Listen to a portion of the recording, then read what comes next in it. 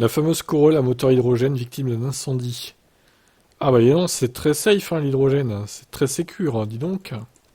Selon les informations communiquées par la société, c'est lors d'un essai privé organisé le 8 mars dernier que l'incendie s'est produit en cause d'une fuite d'hydrogène au niveau du compartiment moteur. Waouh! Testée depuis plus d'un an, équipée depuis peu de réservoirs à hydrogène liquide, la Corolla H2 devait participer ce week-end des 18 et 19 mars à la première manche du Super Taikyu, une série de courses japonaises d'endurance. Elle sera finalement remplacée par une Yaris Essence. Le temps pour les équipes de Toyota de résoudre le problème. Si la Corolla H2 est récemment passée à l'hydrogène gazeux, de l'hydrogène gazeux à hydrogène liquide en grande partie pour des questions d'autonomie, ce changement de carburant n'est pas l'origine de l'incendie. Selon Toyota, ce sont les vibrations du véhicule qui auraient provoqué le desserrage d'un joint de tuyauterie au niveau du compartiment moteur, entraînant une fuite d'hydrogène, puis un départ de feu. Oh là là, l'usine à gaz là-dedans.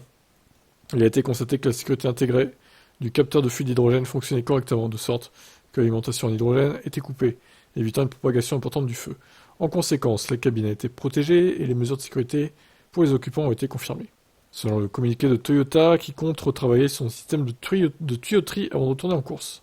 Faut-il s'inquiéter? Pas vraiment. Tester les limites des véhicules est un peu le but de ce genre de compétition où chaque incident entraîne une réflexion et permet de rendre les différentes technologies encore plus sûres. Ouais, on va dire ça. De toute façon, les voitures hydrogènes, avec leurs bonbonnes de plusieurs kilos à l'intérieur de la voiture, ça fait peur, hein, franchement. Hein.